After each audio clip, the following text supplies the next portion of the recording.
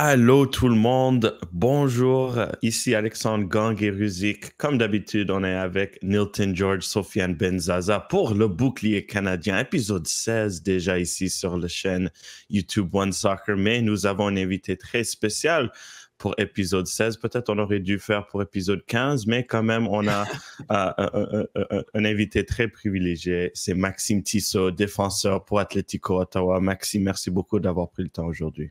Merci de l'invitation. Juste pour commencer, toi, avec votre équipe Atlético Ottawa, c'est une course pour les séries, c'est une grande saison. Juste comment tu te sens à ce moment? Il y a une grande demi-finale qui t'attend contre ton ancien club, Forge. Quand même un match très énorme de plusieurs piliers. Comment tu as hâte pour ce match? Et c'est quoi un peu le vibe dans l'équipe maintenant? C'est ça les matchs qu'on souhaite jouer à un début de saison, c'est sûr. Oui, absolument. Je pense que de l'extérieur, il y avait beaucoup d'attentes par rapport là, aux acquisitions qu'on a faites durant l'entre-saison. Là, on est dans le moment où les matchs comptent. On a gagné notre quart de finale contre York là, le week-end dernier avec beaucoup d'émotions, beaucoup de hauts et de bas dans le match parce qu'on menait jusqu'à la toute fin. York marque là, avec nous 2 minutes à faire là, en temps additionnel. Donc, on va en prolongation. En prolongation, on marque tôt. Il marque 2 ou 3 minutes par la suite. Donc, on pensait qu'on était à la ligne d'arrivée à quelques reprises, puis on se retrouve là à repartir là, de zéro.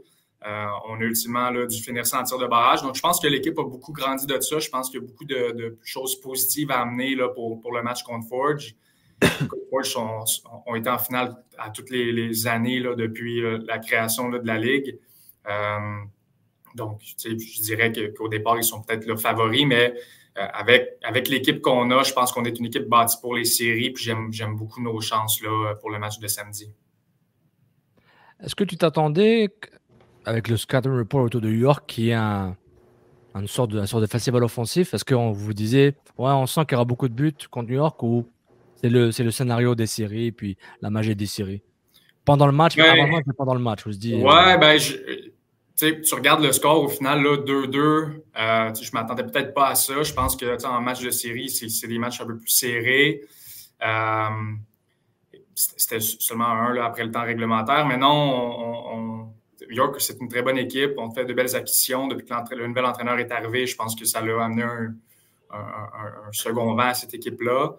Ils sont très bons aussi là, avec le spectacle extérieur, là, si on veut, là, à la mexicaine un peu, là, si vous regardez les ligues mexicaines, là, je pense qu'ils sont très bons à ça, ils le font très bien. On savait là, que ça allait être là, quelque chose qu'ils allaient potentiellement faire. Donc, j'ai peut-être pas tant répondu à la question, mais non, en match de série, là, on s'attend peut-être à moins de buts, moins d'actions. Puis il y en a eu beaucoup d'actions, là, surtout dans la dernière heure là, du match. Là. Pour un gars de Gatineau, avec ton annonce de mettre fin à ta carrière à la fin de la saison, c'est un caractère un peu spécial, j'imagine, là, tous ces matchs-là, de ces dernières minutes qui peuvent être les dernières avec ton club à la maison. C'est quoi ton sentiment, là, un peu de montagne russe? Tu y penses pendant les matchs ou tu laisses aller avec le flow? Ouais, j'essaie de ne pas y penser honnêtement. Il y a des coéquipiers là, qui me l'ont demandé la semaine dernière. Hey, c'est peut-être tes derniers entraînements, potentiellement ton dernier match. Comment tu vois ça? Ils sont gentils, hein? Hey. No spoilers, s'il vous plaît!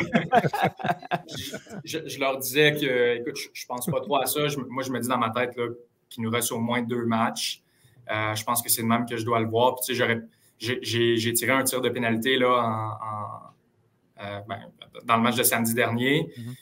Puis j'aurais pu me dire, hey, écoute, c'est peut-être mon dernier tir en carrière. Je n'y ai pas pensé comme ça. Je pense pas que c'est une bonne idée de le voir comme ça. Ça rend le moment un peu plus gros que ce que c'est. J'ai juste besoin de mettre le ballon au fond du filet au final. Là. C'est quand même gros comme moment. Là. Enjoy the moment, comme on dirait. Ouais, ben, tu sais, j'ai parlé un peu aux joueurs là, avant qu'on commence la séance de tir au but. Où j'ai dit, restez dans le moment présent. Concentrez-vous sur votre tir. N'hésitez pas. Choisissez votre côté puis tirez à cet endroit-là. Ce qui arrivera, arrivera. Puis c'était un peu ma manière de me calmer moi-même, honnêtement, là, parce que il y a quand même, là, si je m'extrapole puis si je regarde là, potentiellement mon dernier tir à la place TD où j'ai passé de belles années. Donc, j'ai essayé de pas trop de le voir comme ça. Puis je me dis qu'on a encore deux matchs à jouer. Puis j'espère de tout cœur que mon dernier match professionnel va être le 9 novembre.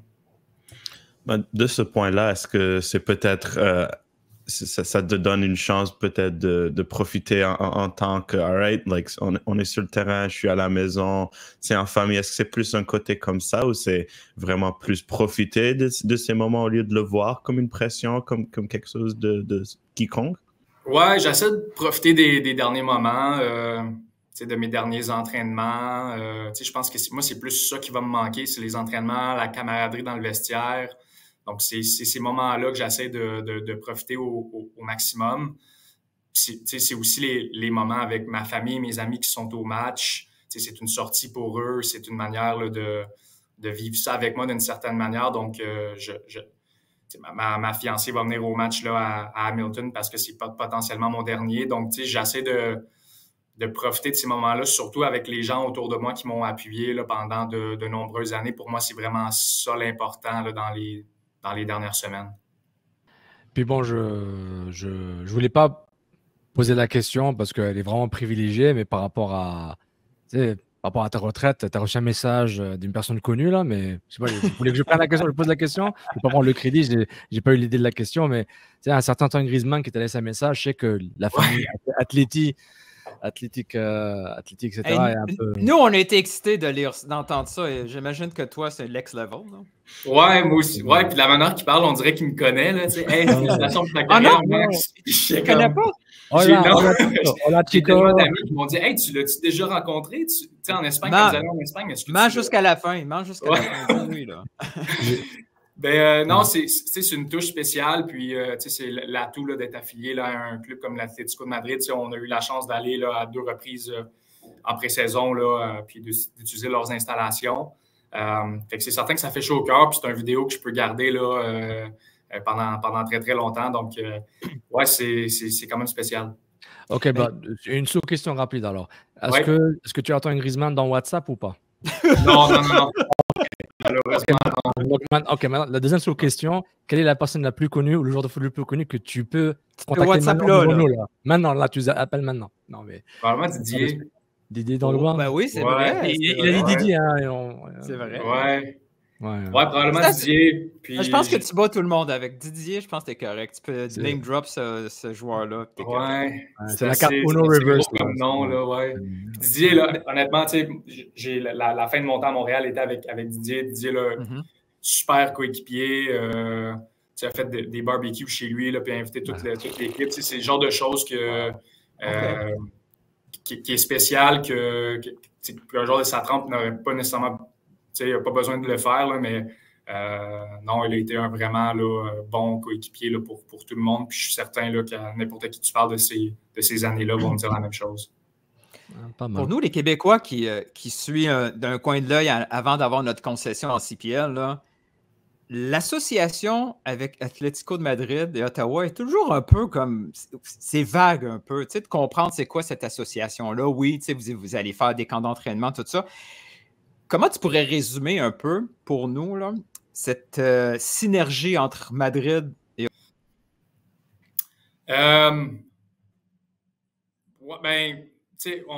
comme j'ai dit, on a accès à leurs installations durant la pré-saison.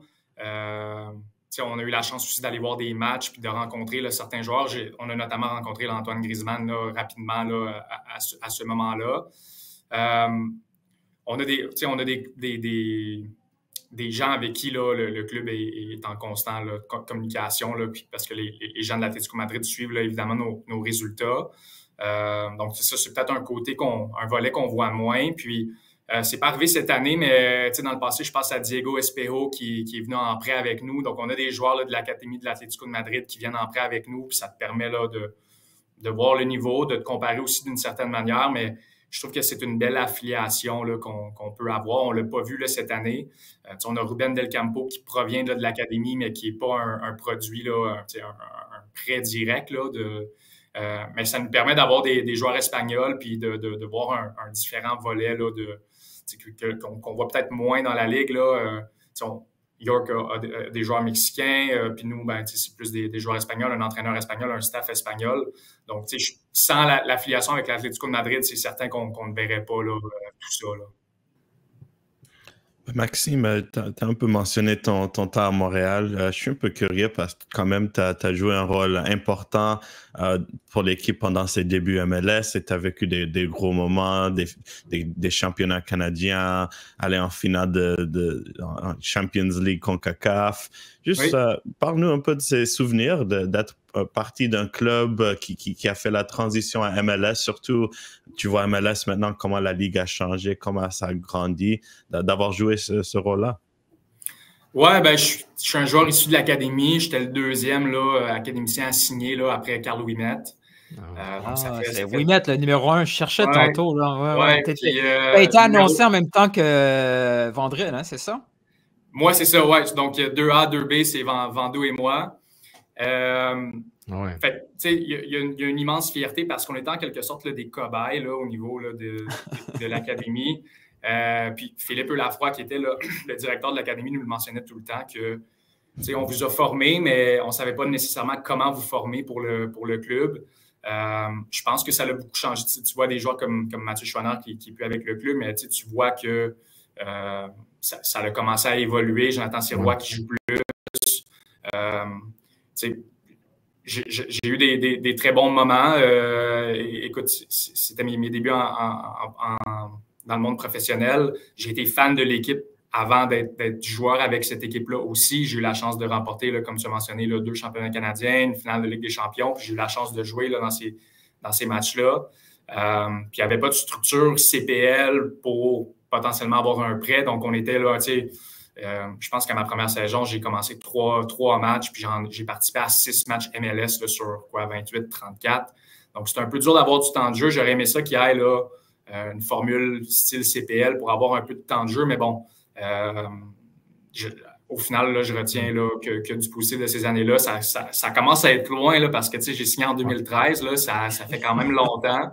Mais Maxime, est-ce que je peux t'interrompre pour creuser un peu plus ta mémoire? Est-ce qu'il y avait des joueurs je vais être gentil, internationaux ou qui viennent d'ailleurs du club, qui ont joué à ton poste ou à tes postes, que tu peux jouer aussi ailier un peu, mais t'es plus latéral gauche, mais t'as un côté offensif aussi, qui te dit genre, c'est pas sérieux. Genre, laissez-moi jouer, laissez Vandrel jouer, laissez Carl Ouimet jouer. Et je cherche pas de nom, mais je dis genre, on le voit c'est partout dans tous les clubs du monde, c'est pas quelque chose de nouveau, mais est-ce que tu t'es dit, pourquoi il y avait peut-être un snobisme à l'époque, il y a 10 ans. Par défaut, l'étranger était meilleur. Est-ce que tu te dis, genre, mais voilà, c'est dommage. Ce que tu as dit, que c'est dommage que tu n'as pas assez joué. Et moi, je me rappelle, j'ai dit, bah, c'est un nouveau club, il n'y a pas de relégation, on est là pour gagner, mais quand même, il faut les former un peu, ces cobayes. Ouais, ben, tu vas peut-être pas aimer ma réponse, Sofiane, mais il y a souvent j'ai joué avec des joueurs qui vont dire, ah, ce joueur-là n'est pas bon, ce joueur, au final, si t'es pro, tu as un certain talent. Là, je vais pas dire qu'il y a des joueurs avec qui j'ai joué qui étaient peut-être moins bons. Moi, ce que je dirais par contre, c'est qu'en 2014, ça a été une saison où on n'allait clairement pas faire les séries. Puis on pensait clairement là, à 2015 puis au nouveau projet, puis on s'était qualifié en Ligue des champions. Donc, on planifiait un peu là, la prochaine année. C'est là, je pense que des joueurs comme moi, comme Vandou, auraient dû plus jouer. J'ai joué quand même beaucoup cette année-là, mais j'ai joué ailier gauche, qui était jamais ma position. Puis on m'a même reproché 2 ans, l'année d'ensuite, « Hey, Max, on ne te voit pas comme ailier gauche. » J'ai dit, ben moi non plus, c'est vous qui m'avez mis là. Puis j'ai joué là parce que vous m'avez mis là. Mais je pense que c'est là qu'il aurait pu nous faire jouer à notre position. Des fois, Carl Ouimet jouait défenseur gauche, même défenseur droit, quand c'était clairement un défenseur central. Donc, tu sais qu'on ne va pas faire les séries. Moi, je pense que tu regardes ce que tu as avec tes produits de l'académie, tu les mets à cette position-là, tu les fais grandir. Fait que je pense que c'est plus là qu'on aurait peut-être dû plus nous utiliser puis nous utiliser à nos postes respectifs. J'ai essayé. Toute ton expérience, je pense que j'ai lu quelque part que tu avais déjà un plan comme seconde carrière en finance. Moi, je me trompe. Ouais, ben, je suis justement dans mon bureau. Là, pardon. Monsieur Tissot, merci. On a le même problème. On a le même problème, ouais. Ça marche pour nous. Mais mon point, c'était, tu sais, tu as l'expérience vraiment d'origine, formation académique, le foot canadien dans toutes les sphères possibles. Un avenir dans le soccer, c'est pas quelque chose qui t'intéresse comme deuxième carrière, comme formateur ou éventuellement gestionnaire, agent. Gestionnaire / Gabriel Gervais. Est-ce que c'est quelque chose qui pourrait t'intéresser dans le futur? Honnêtement, non, pas au niveau du soccer professionnel. On est appelé à faire quand même beaucoup de sacrifices au niveau de notre horaire. Il y a beaucoup de voyages aussi. Puis si je me rembarque dans sous forme de coaching ou de management dans le pro, je vais être occupé sinon plus. Là, autant occupé sinon plus. Donc, je veux un peu laisser ça de côté puis avoir les horaires des gens autour de moi qui ne sont pas à ma merci. Avoir un peu plus de stabilité. Là, j'attends aussi ma fiancée et moi, on attend un enfant en janvier. Donc, ça va changer. Ouais, ça va changer ton horaire. Ouais. Puis, ça, c'est un spoiler.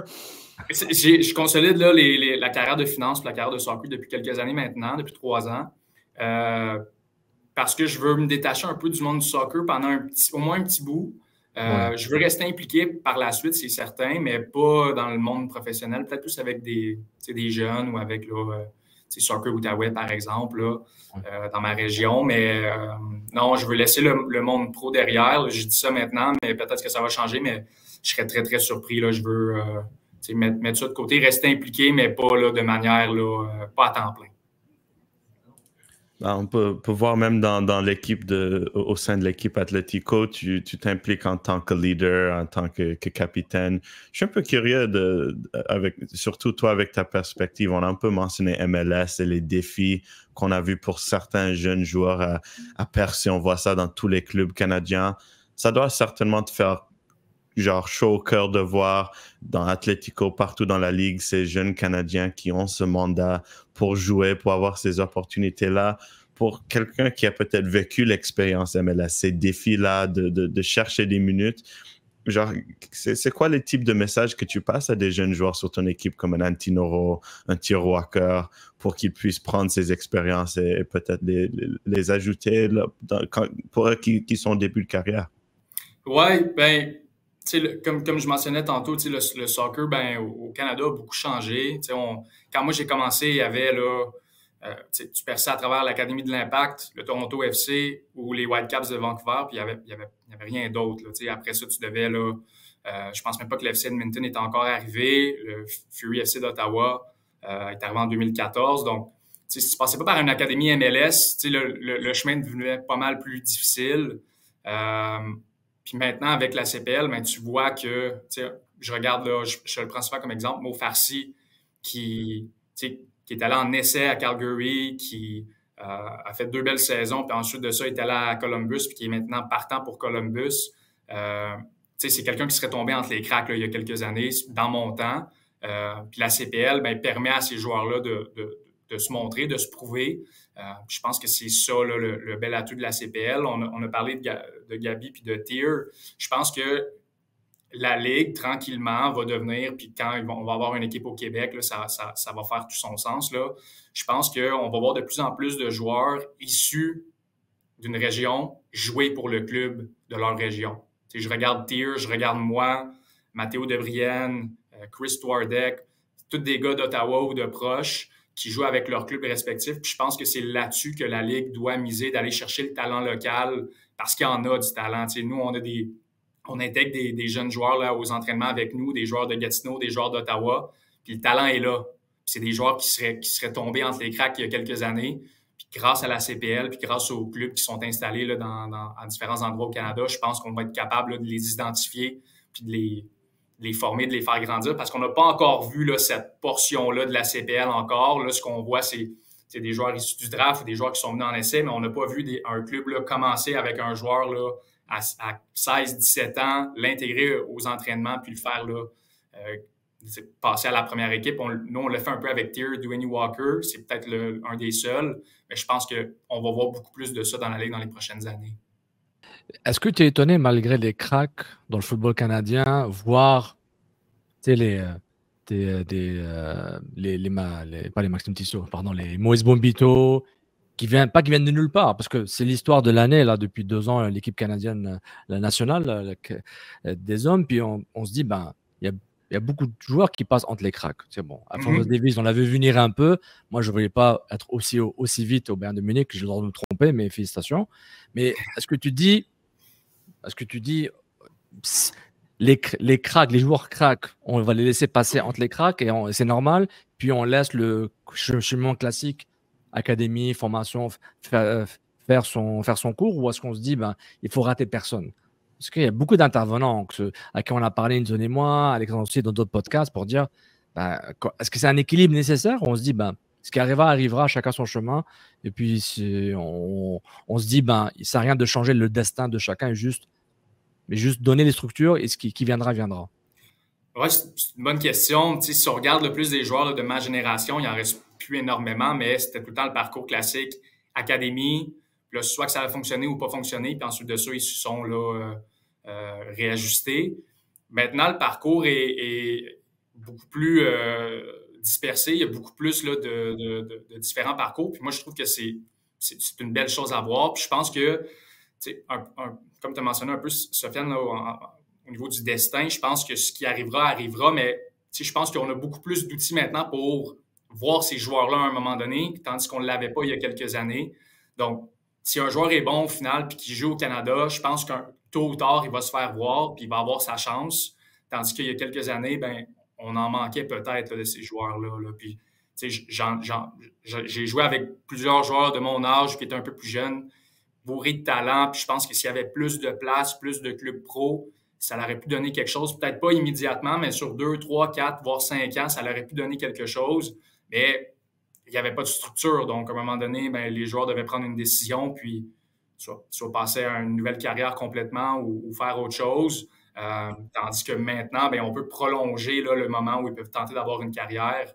Puis je pense que le destin va faire les choses par la suite. Mais tu vois, Maxime, on parle souvent aux Canadiens, aux joueurs canadiens, puis ils ont toujours le même discours. Il y a des dizaines de milliers de talents québécois. Il y en a qui vont jusqu'à 500 000. Là. On est sur un gros vibe positif. Mais moi, j'ai le goût de parler au Maxime Tissot, le financier. Okay. Ça serait quoi, de façon réaliste et sévère, le vrai plafond de nombre d'équipes CPL?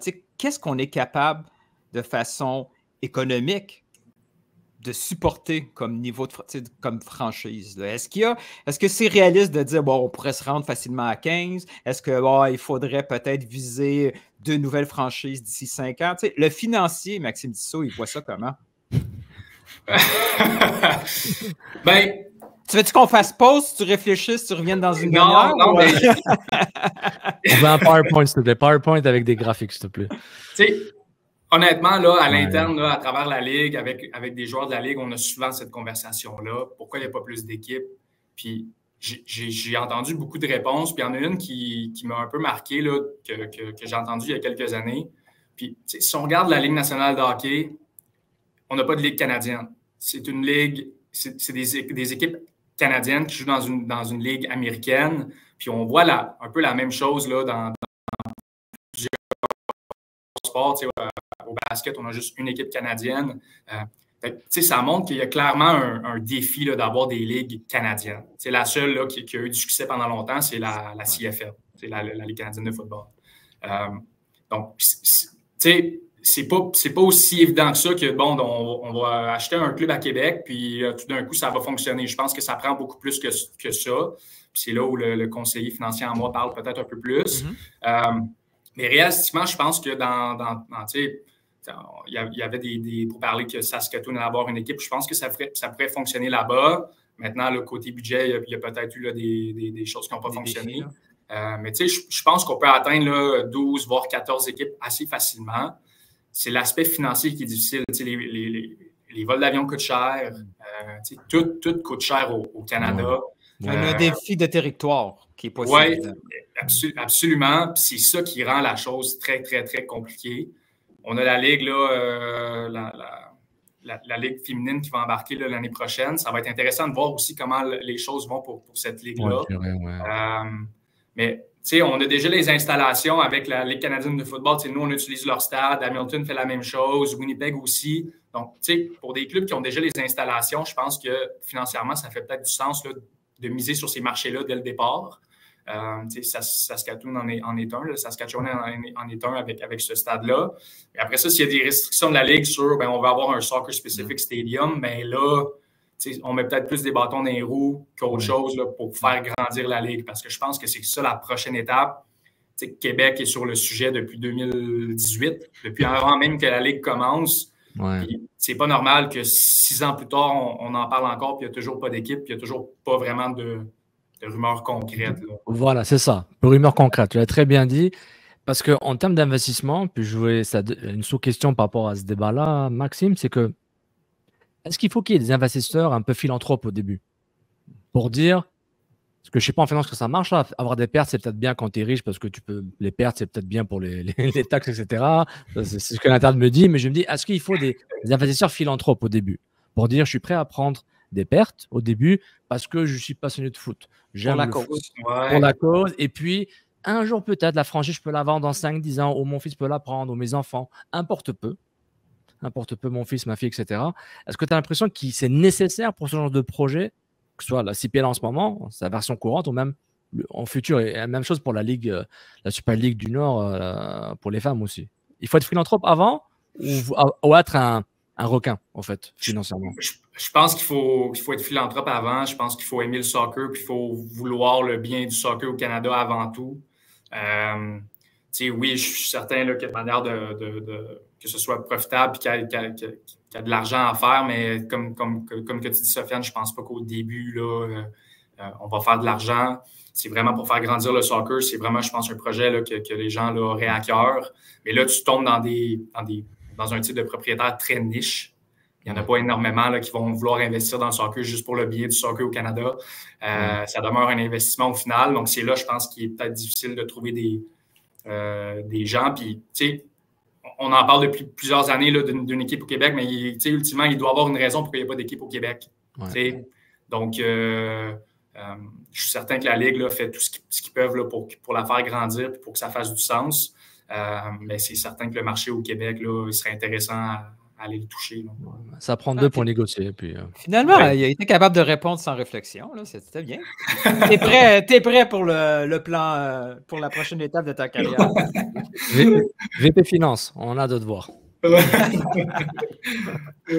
Ben, c'est sûr, Maxime, avant qu'on voit des VP de finance, etc. Il reste quand même un grand match cette fin de semaine. Juste pour un peu terminer, vous, en tant qu'équipe Ottawa, vous avez eu des expériences contre Forge, finale 2022. C'est une grande leçon à la maison, un beau match, même si ça n'a pas terminé de la façon que vous aurez voulu. L'année dernière, ça peut-être plus mal passé. Mais maintenant, vous avez ces expériences-là, peut-être un peu avoir ce taste de la finale, un peu ce goût de l'échec l'année dernière. Comment ces expériences-là vous motivent pour ce match comme ça? Et c'est quoi les clés, bref, pour jouer Forge? Ouais, écoute, il n'y a pas de secret. Forge, c'est une très bonne équipe. Je pense qu'ils ont émis le standard là, à travers la Ligue. Forge, on subit 3 revers de suite. Première fois de leur histoire. Je pense qu'il va y avoir un peu de doute peut-être de leur côté. Je pense que c'est une des premières choses qu'on doit faire, c'est commencer le match en force. Je l'ai mentionné là, tantôt. Je pense qu'on a beaucoup grandi là, du match de samedi dernier contre York. Je pense qu'il faut prendre là, les choses positives, les émotions qu'on a vécues, puis les amener au match contre Forge. On n'est plus énormément là, l'équipe a beaucoup changé depuis la finale de 2022, mais moi, je l'ai encore un peu sur le cœur, cette finale-là. Donc, j'espère que je pourrai avoir ma revanche d'une certaine manière. Puis, je joue ultimement contre des amis aussi parce que j'ai quand même passé 2 années dans ce club-là. Mais, j'ai aussi, là, d'une certaine manière, là, je pourrais avoir le scénario idéal où je termine ma carrière en soulevant un trophée. C'est là-dessus que je mise depuis plusieurs mois, puis c'est ce que je visualise depuis plusieurs mois. Donc, j'espère que ça va pouvoir arriver, mais ça commence avec un bon test le samedi en demi-finale. On vous souhaite la bonne chance pour pendant que tu chasses Ouais. ces buts-là. Et surtout, bonne chance pour la fin de semaine. C'était apprécié le temps que tu as pris aujourd'hui. Et ouais, merci beaucoup pour épisode 16 du Bouclier canadien. Merci, Maxime. Merci de m'avoir accueilli, les gars, n'importe quand. Merci, VP Conseil financier, on t'appelle. C'est bon, ça marche. Bye bye.